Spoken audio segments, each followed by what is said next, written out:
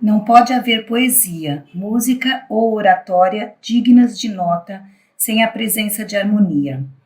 Uma boa arquitetura é, em larga medida, uma questão de harmonia. Sem harmonia, uma casa nada mais é que um amontoado de material de construção, mais ou menos uma monstruosidade. Uma sólida gestão empresarial crava os pilares de sua existência na harmonia.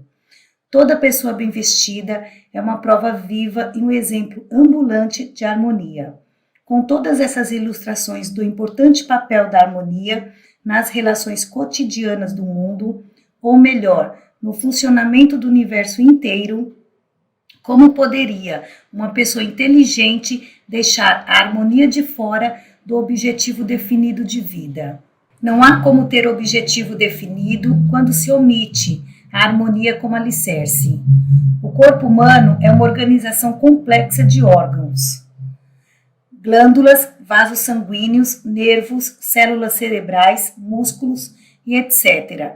A energia mental que estimula a ação e coordena os esforços das partes do corpo é também uma pluralidade de energias sempre cambiantes. Do nascimento à morte existe uma luta contínua, que muitas vezes assume a natureza de combate aberto entre as forças mentais. Por exemplo, a luta ao longo da vida entre as forças motivadoras e os desejos da mente humana, entre impulsos de certo e errado, é bem conhecida de todos. Todo ser humano possui pelo menos 2 poderes mentais, ou personalidades distintas, e já foram descobertas até 6 personalidades diferentes em um único ser humano. Uma das tarefas mais delicadas do homem é harmonizar essas forças mentais para que possam ser organizadas e direcionadas para a realização ordenada de um determinado objetivo. Sem o elemento de harmonia, nenhum indivíduo pode se tornar um pensador preciso. Não é à toa que líderes de empresas e indústrias, bem como da política ou outros campos de atuação, acham tão difícil organizar grupos de pessoas para que trabalhem na obtenção de um determinado objetivo sem atrito. Cada ser humano possui dentro de si forças difíceis de harmonizar, mesmo quando em um ambiente muito favorável à harmonia. Se a química mental do indivíduo é tal que as unidades de sua mente não podem ser facilmente harmonizadas, imagine quanto mais difícil deve ser harmonizar um grupo de mentes para que funcione como uma, de maneira ordenada no que chamamos de mastermind. O líder que tem êxito em desenvolver e direcionar a energia do mastermind possui tato, paciência, persistência, autoconfiança, conhecimento íntimo da química mental e habilidade de se adaptar em estado de perfeito equilíbrio e harmonia às circunstâncias que mudam rapidamente sem mostrar o menor sinal de incômodo. Quantos conseguem estar à altura dessas exigências? O líder de sucesso deve possuir a capacidade de mudar a cor de sua mente como um camaleão, para se adequar a cada circunstância relacionada ao objetivo da liderança. Além disso, deve possuir a capacidade de mudar de um estado de ânimo para o outro sem mostrar o menor sinal de raiva ou falta de autocontrole. O líder de sucesso deve entender as leis do sucesso e ser capaz de colocar em prática qualquer combinação dessas leis sempre que a ocasião exija. Sem essa capacidade, nenhum líder pode ser poderoso, e sem o poder, nenhum líder consegue durar muito tempo. O significado de educação. Há muito tempo existe um significado equivocado para a palavra educar. Os dicionários não ajudam na eliminação do erro, pois definem educar como um ato de transmitir conhecimento. A palavra educar tem suas raízes na palavra do latim educo, que significa desenvolver a partir do interior, inferir, evocar, crescer com o uso. A natureza odeia todas as formas de ociosidade. Ela dá vida contínua apenas àqueles elementos que estão em uso. Amarre um braço ou qualquer outra parte do corpo, deixe de usá-la e a parte inativa em breve irá atrofiar e ficar sem vida. Inverta a ordem. Dê a um braço um uso maior que o normal, tal como um ferreiro que empunha um martelo pesado o dia todo. E o braço, desenvolvido de dentro para fora, ficará mais forte. O poder cresce do conhecimento organizado, mas lembre-se, ele cresce mediante aplicação e uso. Um homem pode se tornar uma enciclopédia ambulante de conhecimento, sem possuir qualquer poder de valor. Esse conhecimento torna-se poder apenas na medida em que é organizado, classificado e colocado em ação. Alguns dos homens mais instruídos que o mundo conheceu possuíam muito menos conhecimento geral do que alguns considerados tolos. A diferença é que os primeiros colocaram o conhecimento que possuíam em uso, enquanto estes últimos não o aplicaram. Uma pessoa educada é alguém que sabe como adquirir tudo de que precisa para alcançar seu principal objetivo de vida, sem violar os direitos dos outros. Pode ser uma surpresa para muitos dos chamados homens de conhecimento, saber que não chegam nem perto das qualificações dos homens educados. Pode ser também uma grande surpresa para muitos que acreditam sofrer de falta de conhecimento, saber que são bem educados. O advogado de sucesso não é necessariamente aquele que memoriza o maior número de princípios da lei. Pelo contrário, o advogado de sucesso é aquele que sabe onde encontrar um princípio de lei, mas uma variedade de opiniões apoiando aquele princípio que se ajustam à necessidade imediata de um determinado caso. Em outras palavras, o advogado de sucesso é aquele que sabe onde encontrar a lei que quer quando precisa. Esse princípio se aplica com igual força na indústria e nos negócios. Henry Ford tinha pouco mais que o ensino fundamental.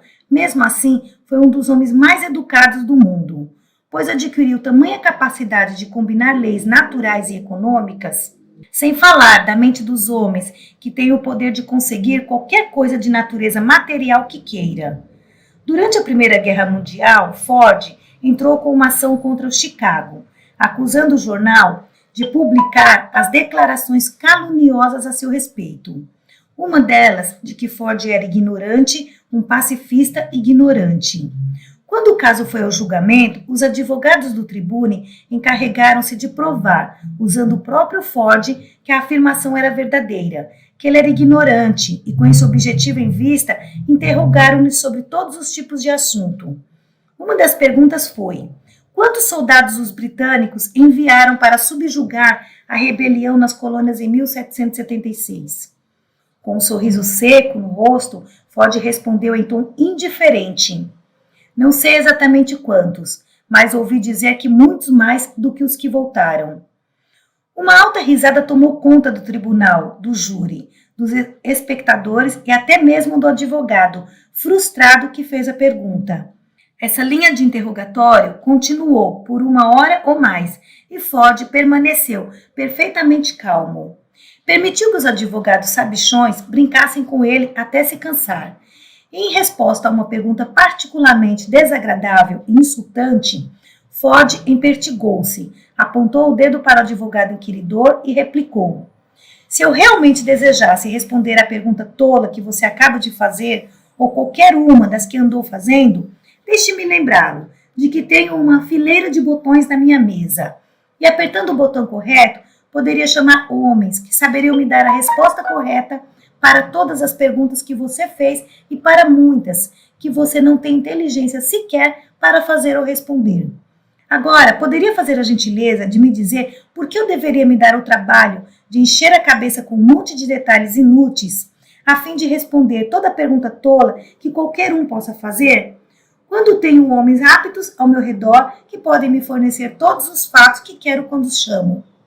Essa citação é de memória, mas relata a essência da resposta de Ford. Fez-se silêncio no tribunal. O advogado que fez a pergunta ficou boquiaberto e de olhos esbugalhados. O juiz inclinou-se à frente e olhou para Ford.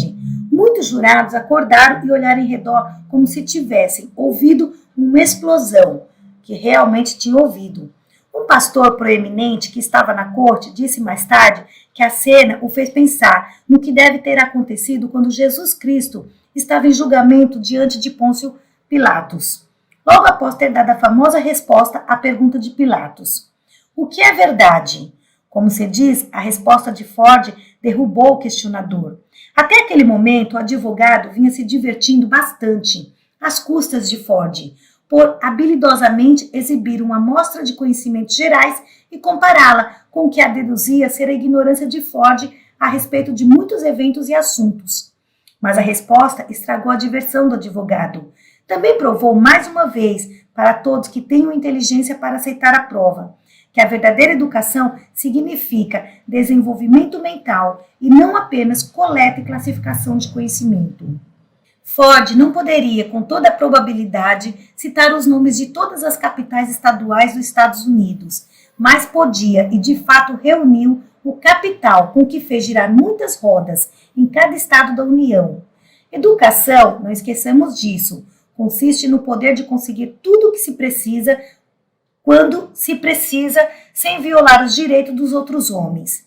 Ford encaixa-se bem nessa definição, como o autor tentou deixar claro ao relatar um incidente ligado à filosofia simples do empresário.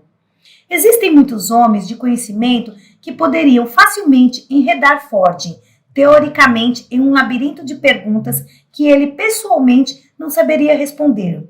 Mas Ford poderia virar o jogo e travar uma batalha na indústria ou nas finanças que exterminaria esses mesmos homens, com todo o seu conhecimento e toda a sua sabedoria. Ford não poderia entrar em seu laboratório químico e separar a água em seus átomos de hidrogênio e oxigênio e depois recombinar os átomos. Mas sabe como se cercar de químicos que poderiam fazer isso para ele, caso desejasse. O homem que consegue usar com inteligência o conhecimento que o outro possui é tanto ou mais educado que a pessoa que apenas tem o conhecimento, mas não sabe o que fazer com ele. O presidente de uma faculdade muito conhecida herdou um grande pedaço de uma terra muito pobre. A terra não tinha madeira de valor comercial, minerais ou outros itens valiosos. Não passava, portanto, de uma fonte de despesas, pois ele tinha que pagar impostos. O Estado construiu uma estrada naquela terra. Um homem inculto que passou de carro pela rodovia observou que aquela terra pobre ficava no topo de uma montanha com a vista maravilhosa de muitos quilômetros em todas as direções. O homem inculto também observou que a terra estava coberta por pinheirinhos e outras árvores novas. Comprou 50 acres de terra por $10 o acre, perto da rodovia pública. Construiu uma cabana de madeira e acrescentou a ela um grande salão de refeições. Perto da casa, instalou um posto de gasolina. Construiu uma dúzia de cabanas de madeira com um quarto ao longo da estrada, alugando para turista por $3 o pernoite. O restaurante, o posto de gasolina e as cabanas proporcionaram lucro líquido de $15 mil no primeiro ano. No ano seguinte, ele ampliou o projeto, acrescentando 50 cabanas com 3 quartos cada, que passou a alugar como casa de veraneio para as pessoas de uma cidade próxima, a $150 cada por temporada. O material de construção não custou nada, pois crescia em abundância no terreno, a mesma terra que o presidente da faculdade julgou inútil. Além disso, a aparência singular e incomum dos bangalôs de madeira serviu como propaganda do local. Ainda que muitos teriam considerado uma verdadeira calamidade se fossem forçados a construir algo com material tão rústico. A menos de 8 quilômetros das cabanas de madeira, o mesmo homem comprou uma velha fazenda exaurida de 150 acres por $25 o acre, preço que o vendedor considerou extremamente alto. Construindo uma barragem de 30 metros de comprimento, o comprador da velha fazenda transformou um curso d'água em um lago, cobrindo 15 acres.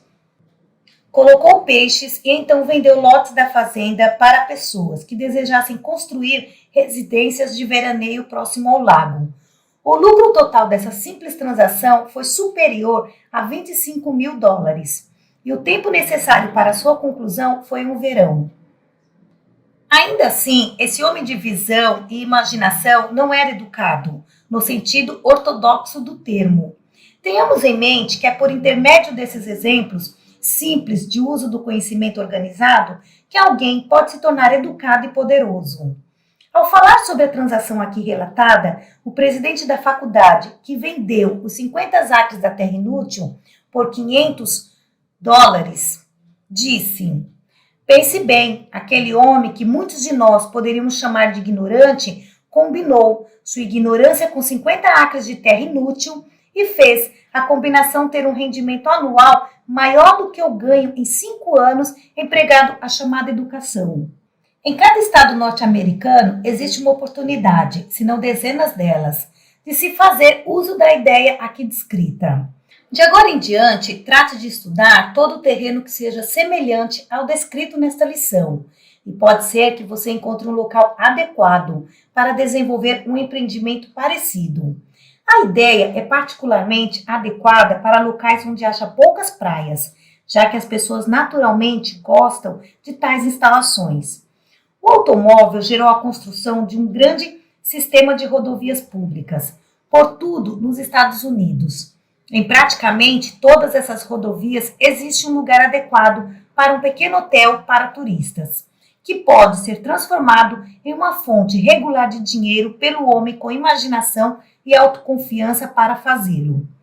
Existem oportunidades de ganhar dinheiro por toda parte ao seu redor. Este curso foi planejado para ajudá-lo a ver tais oportunidades e instruí-lo sobre como tirar o máximo de proveito depois que a descobrir. Quem pode beneficiar-se da filosofia da lei do sucesso? Diretores de ferrovia que querem um maior espírito de cooperação entre seus funcionários e o público que atendem. Assalariados que desejam aumentar seu rendimento e levar vantagem a oferecer seus serviços. Vendedores que desejam tornar-se mestre em seu campo de atuação. A filosofia da lei do sucesso cobre todas as leis de vendas conhecidas e acrescenta muitas características não incluídas em nenhum outro curso. Gerente de fábricas que entende o valor de maior harmonia entre seus funcionários. Ferroviários que desejam estabelecer um histórico de eficiência que leve a cargos de maior responsabilidade, com maior pagamento. Comerciantes que desejam ampliar seus negócios, somando os novos clientes. A filosofia da lei do sucesso ajudará qualquer comerciante a aumentar seu negócio, ensinando a tornar cada cliente que entra na loja uma propaganda ambulante. Donos de concessionárias que desejam aumentar o poder de venda dos seus vendedores. Grande parte do curso A Lei do Sucesso foi desenvolvida a partir da vida profissional e da experiência dos maiores vendedores de automóveis, sendo, portanto, de especial auxílio para o gerente de vendas, que direciona os esforços de vendedores de carros. Corretores de seguro de vida que desejam conquistar novos titulares de apólices e aumentar o seguro dos clientes atuais. Um vendedor de seguros de vida de Ohio vendeu uma apólice de $50.000 para um dos diretores da Companhia Central de Aço, como resultado de uma única leitura da lição sobre lucrar com o fracasso. Este mesmo vendedor tornou-se uma das estrelas da Companhia de Seguros de Vida de Nova York, como resultado do treinamento nas leis do sucesso. Professores escolares que desejam chegar ao ponto máximo da carreira ou que procuram uma oportunidade para entrar em um campo de trabalho mais lucrativo. Alunos de faculdade ou ensino médio, indecisos sobre o campo de trabalho em que desejam entrar. O curso A Lei do Sucesso inclui um serviço completo de análise pessoal que ajuda a determinar em que trabalho o estudante se encaixa melhor. Banqueiros que desejam ampliar seus negócios aplicando métodos mais corteses de atender os clientes. Bancários com a ambição de se preparar para as posições executivas no setor ou em algum campo comercial ou industrial. Médicos e dentistas que desejam ampliar sua prática sem violar a ética profissional, por fazer marketing direito. Um médico proeminente disse que o curso A Lei do Sucesso vale $1.000 para qualquer profissional cuja ética de trabalho impede o marketing direto. Empreendedores que desejam desenvolver combinações novas e até agora não exploradas nos negócios ou indústria. O princípio descrito nesta lição proporcionou uma pequena fortuna para um homem que utilizou como base para a promoção de uma propriedade no campo. Corretores de imóveis que desejam novos métodos para promover as vendas. Esta lição contém a descrição de um plano de promoção imobiliária inteiramente novo, que com certeza renderá fortunas para muitos que o colocarem em prática. Esse plano pode ser colocado em operação em praticamente qualquer estado. Além disso, pode ser empregado por homens que nunca promoveram um empreendimento.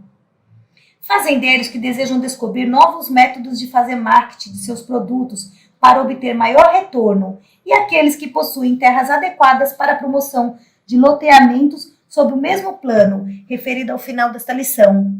Milhares de agricultores têm minas de ouro nas terras que possuem e que não são adequadas para cultivo, mas que poderiam ser usadas para recreação e resorts em uma base altamente rentável. Taquígrafos e escriturários à procura de um plano prático para se promoverem a cargos melhores e mais bem pagos. O curso A Lei do Sucesso é considerado o melhor curso já escrito sobre o tema de marketing de serviço pessoal.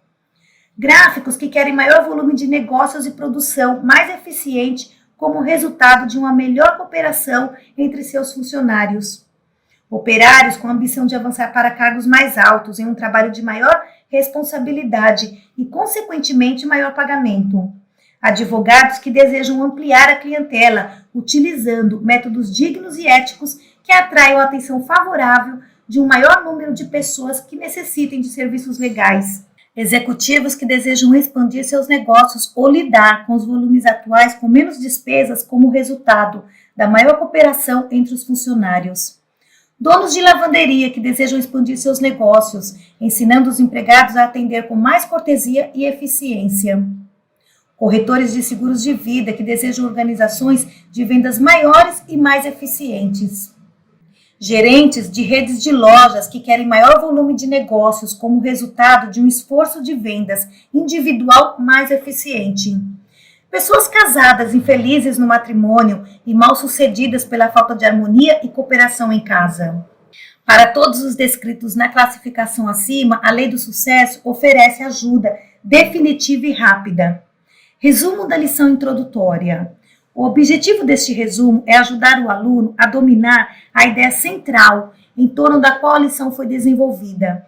Esta ideia é representada pelo termo mastermind, descrito em grande detalhe ao longo da lição. Todas as novas ideias, especialmente as de natureza abstrata, encontram abrigo na mente humana, somente após muita repetição. Uma verdade bem conhecida que explica a reafirmação neste resumo do princípio conhecido como mastermind. O mastermind pode ser desenvolvido por uma aliança amigável em espírito de harmonia de objetivo entre duas ou mais mentes. Este é um lugar apropriado para explicar que toda aliança mental, seja ela em espírito de harmonia ou não, desenvolve uma outra mente que afeta todos os participantes. Duas ou mais mentes jamais se encontram sem criar outra mente a partir do contato, mas nem sempre essa criação invisível é um mastermind. Pode haver, e muitas vezes há, no encontro de duas ou mais mentes, o desenvolvimento de um poder negativo, exatamente oposto ao mastermind. Existem certas mentes que, conforme já afirmado no decorrer da lição, não podem ser combinadas em espírito de harmonia.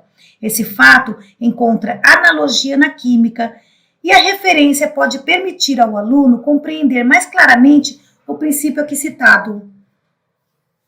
Por exemplo, a fórmula química H2O, a combinação de dois átomos de hidrogênio com um átomo de oxigênio, transforma os dois elementos em água. Um átomo de hidrogênio e um átomo de oxigênio não produzirão água. Além disso, não há como fazê-los se associarem em harmonia. Existem muitos elementos conhecidos que, quando combinados, transformam-se imediatamente de substâncias inofensivas em substâncias altamente venenosas e letais. Dito de outra forma, muitas substâncias venenosas bem conhecidas são neutralizadas e se tornam inofensivas quando combinadas com outros determinados elementos.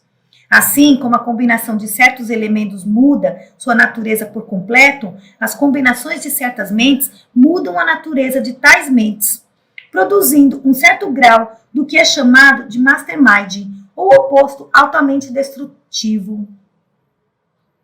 Qualquer homem que considera a sogra incompatível experimentou a aplicação negativa do princípio conhecido como mastermind. Por algum motivo ainda desconhecido dos investigadores no campo do comportamento mental, a maioria das sogras parece afetar os genros de forma muito negativa, com o encontro das mentes de sogra e genro criando uma influência altamente antagonista em vez de um mastermind. Esse fato é por demais conhecido como verdade para se fazer necessário um comentário estendido. Algumas mentes não irão se harmonizar e não podem ser combinadas em um mastermind. Fato que todos os líderes fazem bem em lembrar. É responsabilidade do líder agrupar seus homens de modo que aqueles colocados nos pontos mais estratégicos da organização sejam indivíduos cujas mentes podem e vão ser combinadas em espírito de amizade e harmonia. A capacidade de agrupar os homens dessa forma é a principal qualidade marcante da liderança. Na lição número 2 deste curso, o aluno descobrirá que essa capacidade foi a fonte principal do poder e fortuna acumulado por Andrew Carnegie. Sem qualquer conhecimento técnico de siderurgia, Andrew Carnegie combinou e agrupou homens de tal forma que compôs um mastermind com o qual construiu a indústria de aço de maior sucesso no mundo durante sua vida. A raiz do gigantesco sucesso de Henry Ford pode ser encontrada na aplicação bem-sucedida desse mesmo princípio. Apesar de ter toda a autoconfiança que o homem poderia ter, Ford não dependeu apenas de si em termos do conhecimento necessário para o desenvolvimento bem-sucedido de suas indústrias. Como Andrew Carnegie, ele cercou-se de homens que forneciam conhecimento que ele não possuía e não poderia possuir. Além disso, Ford escolheu homens que conseguiam se harmonizar no esforço do grupo. As alianças mais eficientes do Mastermind são as desenvolvidas pela combinação de mentes de homens e mulheres. A razão é que as mentes de homens e mulheres se unem mais facilmente em harmonia do que as mentes de homens. Além disso, o estímulo do contato sexual com frequência entra no desenvolvimento do Mastermind entre um homem e uma mulher. É bem sabido que o macho da espécie fica mais interessado e mais alerta na caça, seja qual for o objetivo ou o objeto da caça, quando inspirado ou instigado por uma fêmea. Esse traço humano começa a se manifestar na puberdade masculina e continua ao longo da vida. A primeira evidência pode ser observada no atletismo, quando os meninos disputam diante de uma plateia de meninas. Remova as mulheres da plateia e o futebol logo se transforma em algo muito morno. Um menino se lançará em uma partida de futebol com empenho quase sobre-humano se souber que a garota que lhe interessa está assistindo na arquibancada. E o mesmo menino se empenhará no jogo de acumular dinheiro com o mesmo entusiasmo quando inspirado e instigado pela mulher de seu interesse. Especialmente se essa mulher souber estimular a mente dele com a sua por meio do mastermind. Por outro lado, a mesma mulher pode, pela aplicação negativa do mastermind, reclamações, ciúmes, egoísmo, ganância e vaidade, levar o homem a uma derrota certa. Herbert Hubbard entendeu o princípio descrito aqui tão bem que descobriu que a incompatibilidade entre ele e sua primeira esposa estava arrastando para a derrota. Enfrentou a opinião pública, divorciando-se e casando com a mulher que foi considerada sua principal fonte de inspiração. Nem todo homem teria coragem a desafiar a opinião pública como fez Hubbard, mas quem pode dizer que a ação não foi a melhor para o interesse de todos os envolvidos? A principal atividade na vida de um homem é ser bem-sucedido. A rota para o sucesso pode ser, e geralmente é, obstruída por muitas influências que devem ser removidas antes que se consiga alcançar a meta. Um dos obstáculos mais prejudiciais é o da aliança infeliz de mentes que não se harmonizam. Em tais casos, a aliança deve ser quebrada, ou o final será com certeza o fracasso e a derrota. O homem que dominou os 6 medos básicos, um dos quais é o medo da crítica, não hesitará em tomar uma atitude que possa parecer drástica para a mentalidade mais convencional, quando se encontrar confinado e acorrentado por alianças antagonistas, não importando de que natureza ou com quem. É 1 milhão de vezes melhor encarar a crítica do que ser arrastado para o fracasso e a alienação por causa de alianças que não são harmoniosas, seja aliança de natureza empresarial ou social. Para ser perfeitamente franco, o autor aqui está justificando o divórcio, quando a situação do casamento é tal que a harmonia não consegue prevalecer. Não se pretende transmitir a crença de que a falta de harmonia não possa ser removida por outros métodos além do divórcio, pois há casos em que a causa do antagonismo pode ser removida e a harmonia estabelecida sem a atitude extrema do divórcio. Embora seja verdade que algumas mentes não irão combinar em espírito de harmonia e não podem ser forçadas ou induzidas a tal devido à natureza química do cérebro. Não se apresse demais em atribuir ao outro toda a responsabilidade pela falta de harmonia da aliança. Lembre-se, o problema pode estar no seu cérebro. Lembre-se também que uma mente que não pode e não vai se harmonizar com uma pessoa ou pessoas pode se harmonizar perfeitamente com outros tipos de mente. A descoberta dessa verdade resultou em mudanças radicais no métodos de contratação de empregados.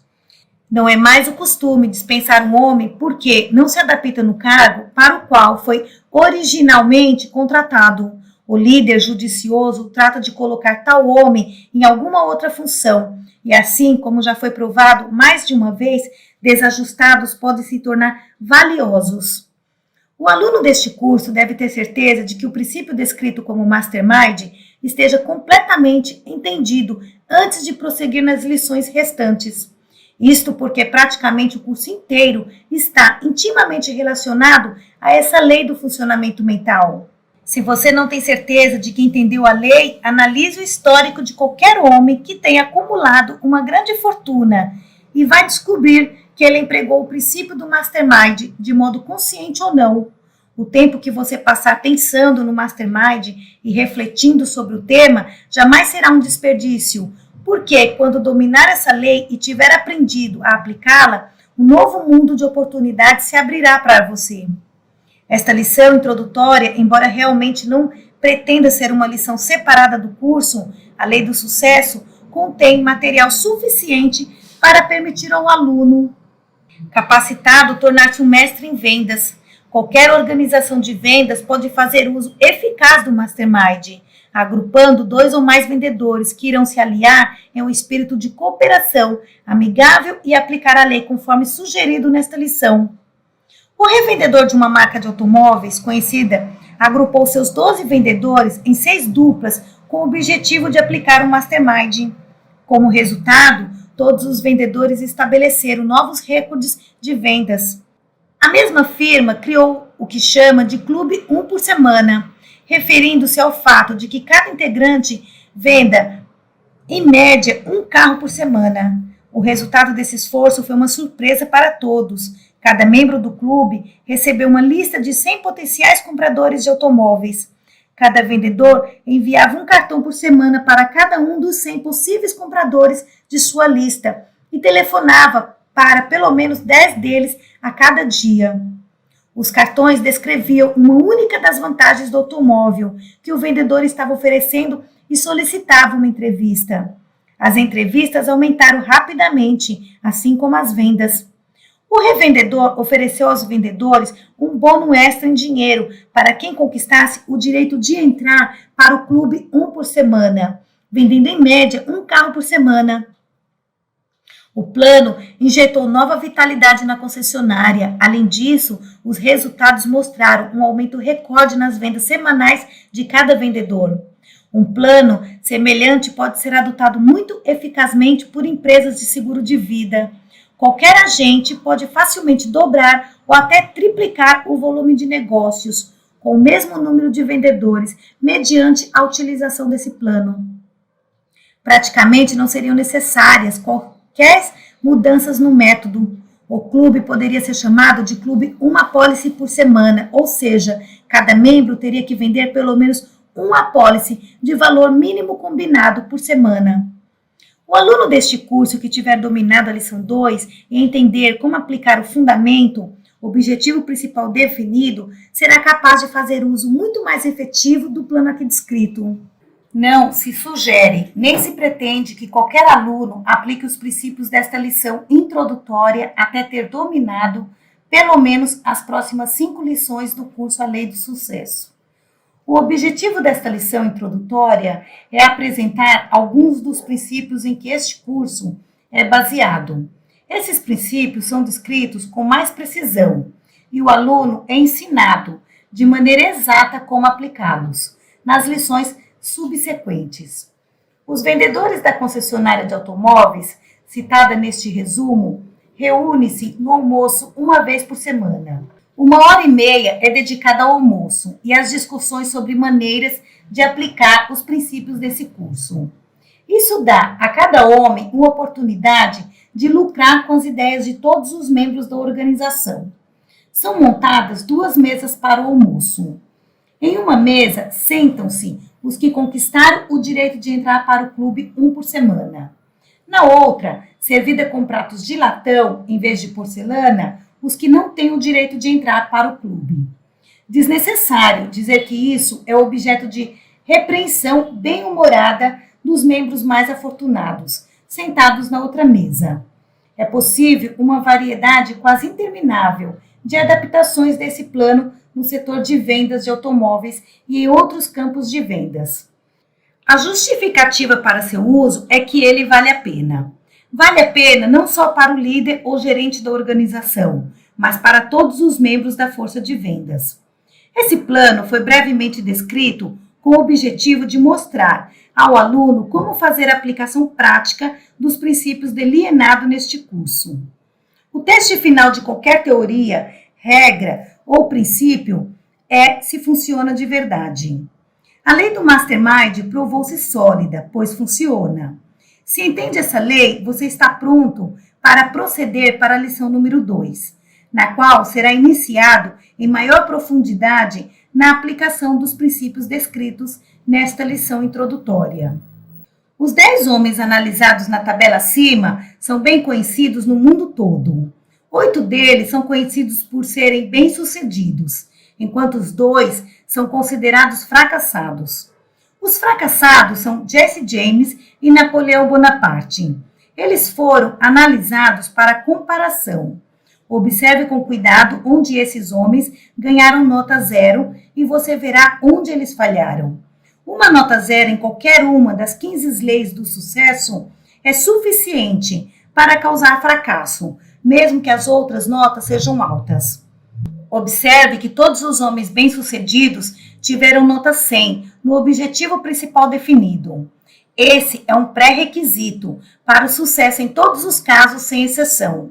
Se você deseja conduzir um experimento interessante, substitua esses 10 nomes por 10 nomes que você conheça. 5 que sejam bem-sucedidos e 5 que tenham fracassado.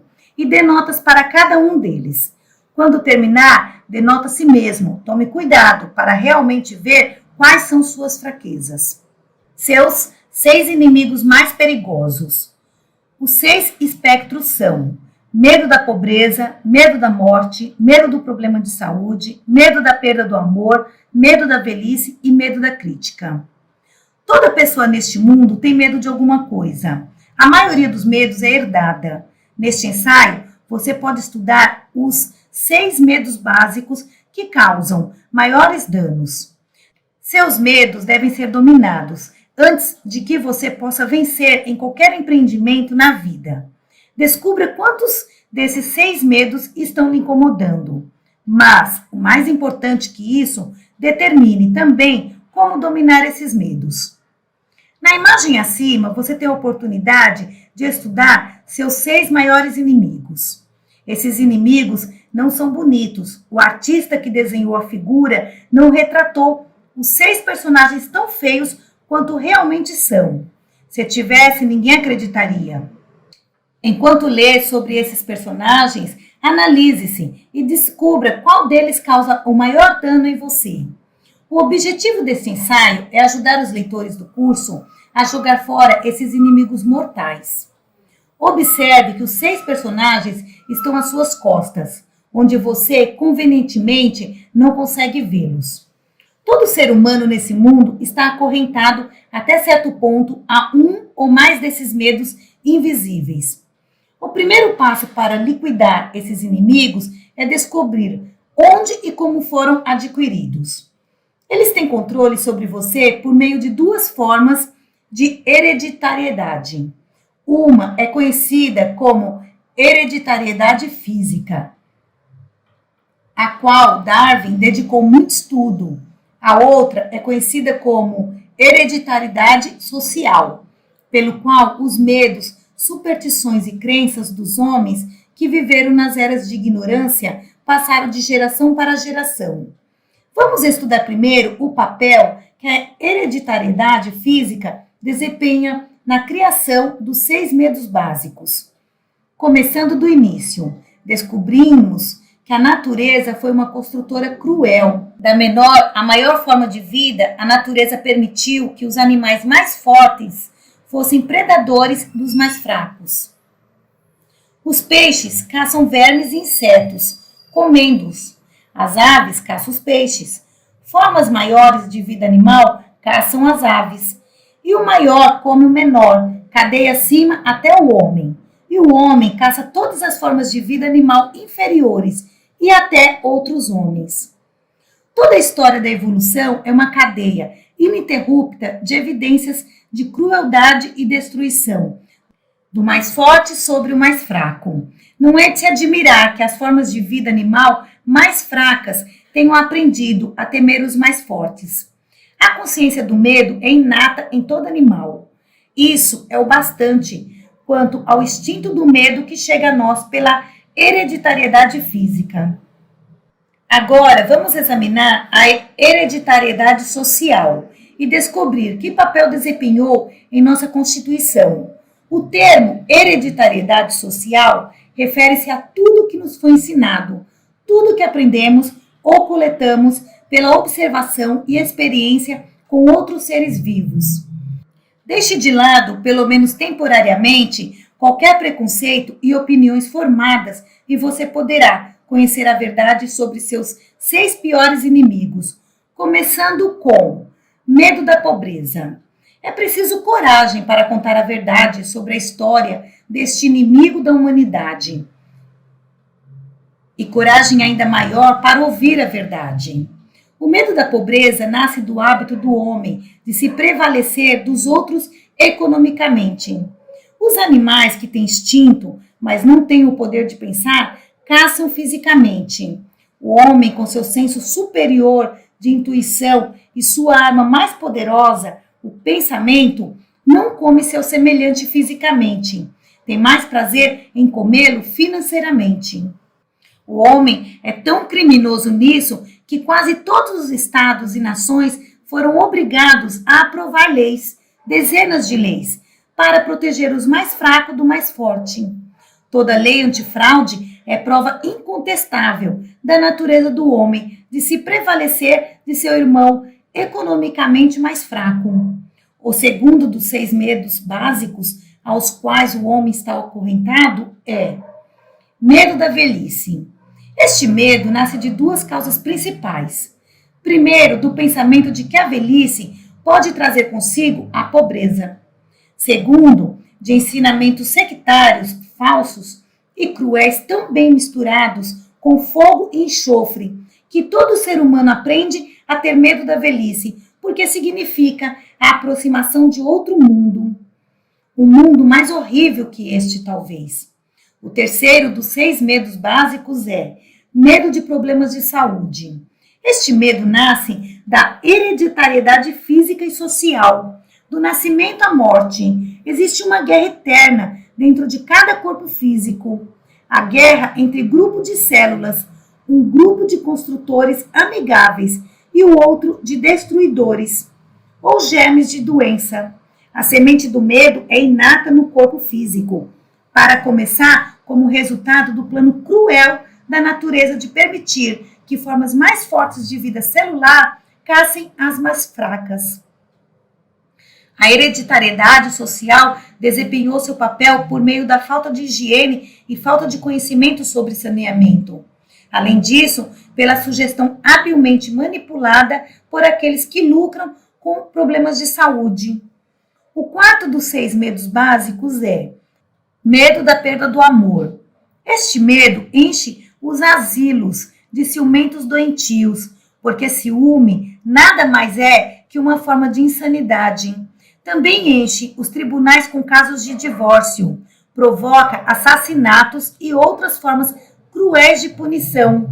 É um resquício da Idade da Pedra, transmitido pela hereditariedade social, quando os homens atormentavam seus companheiros roubando parceiras pela força física.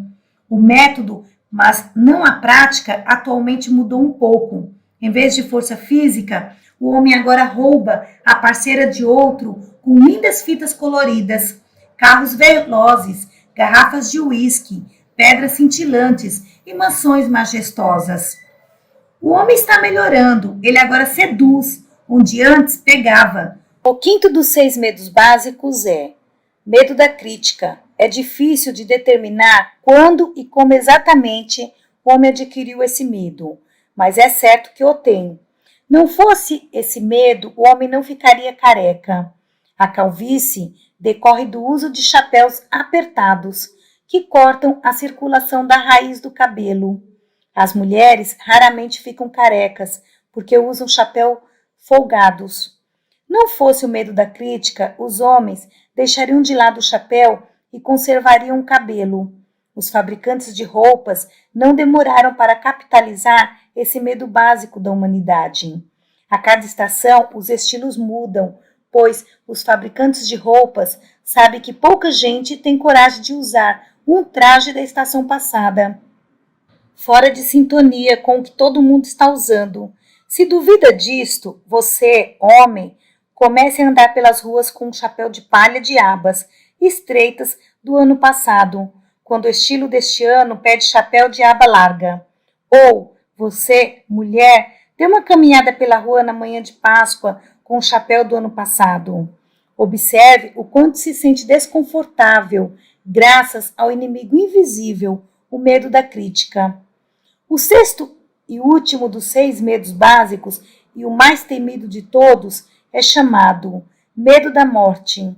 Há dezenas de milhares de anos, o homem vem fazendo as perguntas ainda sem resposta. De onde e para onde? Os mais astutos da raça não demoraram a oferecer uma resposta para a eterna pergunta: de onde vim e para onde vou depois da morte? Vem à minha tenda, diz um líder, e você pode ir para o céu depois da morte.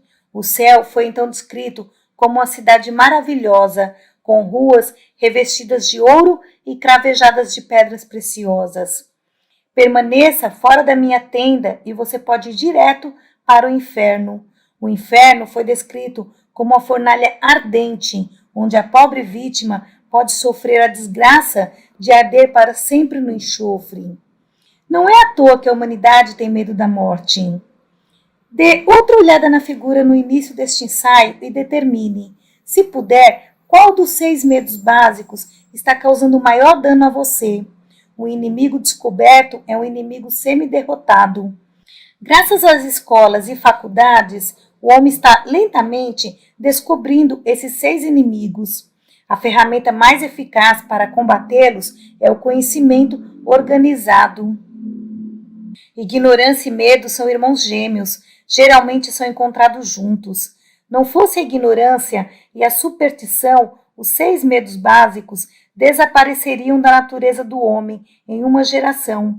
Em toda biblioteca pública pode ser encontrado o remédio para esses 6 inimigos da humanidade, contanto que você saiba que livros ler. Comece lendo A Ciência do Poder, de Benjamin Kidd, e você rebentará o garrote da maioria dos 6 medos básicos. Siga lendo o ensaio de Emerson sobre a compensação.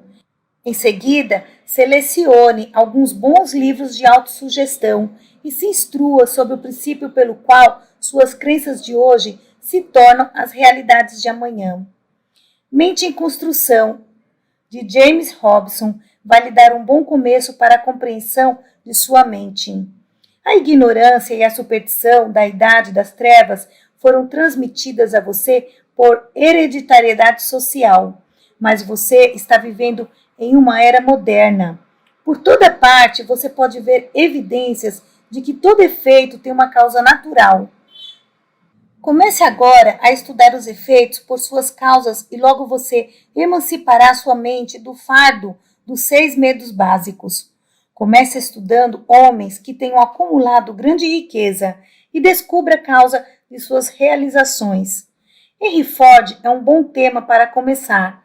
No curto período de 25 anos, ele derrotou a pobreza e se tornou o homem mais poderoso do mundo. Sua façanha não teve respaldo da sorte, do acaso ou do acidente. Ocorreu pela observação cuidadosa de certos princípios que estão tão disponíveis para você quanto estiveram para ele. Henry Ford não está acorrentado aos 6 medos básicos, não tenha dúvida disso. Se achar que está longe demais de Ford para estudá-lo cuidadosamente, comece selecionando 2 pessoas que você conheça bem. Uma que represente sua ideia de fracasso e outra que corresponda à ideia de sucesso. Descubra o que fez de uma um fracasso e da outra um sucesso. Obtenha os fatos reais. No processo de coletar os fatos, você vai aprender por si uma grande lição de causa e efeito. Nada nunca apenas acontece. Tudo do animal mais inferior que rasteja sobre a terra ou nada nos mares, até o homem, é efeito do processo evolutivo da natureza. Evolução é mudança ordenada. Milagres não têm ligação com mudança ordenada.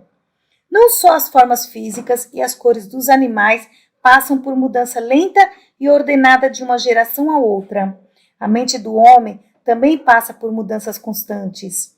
Nisso reside sua esperança de aperfeiçoamento. Você tem o poder de forçar sua mente em um processo de mudança bastante rápido. Em um único mês de autossugestão adequadamente direcionada, você pode colocar o pé no pescoço de cada um dos 6 medos básicos. Em 12 meses de esforço, pode encurralar todo o rebanho em um lugar onde nunca mais poderá causar qualquer dano grave. Você vai se parecer com os pensamentos dominantes que mantém vivos em sua mente hoje. Plante em sua mente a semente da determinação para derrotar os 6 medos básicos e a batalha estará 50% ganha no mesmo instante. Mantenha essa intenção na mente e aos poucos empurrará os 6 piores inimigos para longe de sua vista, pois eles não existem em lugar algum exceto em sua mente. O homem poderoso nada teme, nem mesmo a Deus. O homem poderoso ama Deus, mas não o teme nunca. O poder duradouro nunca nasce do medo. Qualquer poder construído sobre o medo está fadado a ruir e se desintegrar. Entenda essa grande verdade e você nunca terá a infelicidade de tentar se alçar ao poder pelos medos de outras pessoas que possam lhe oferecer lealdade temporária.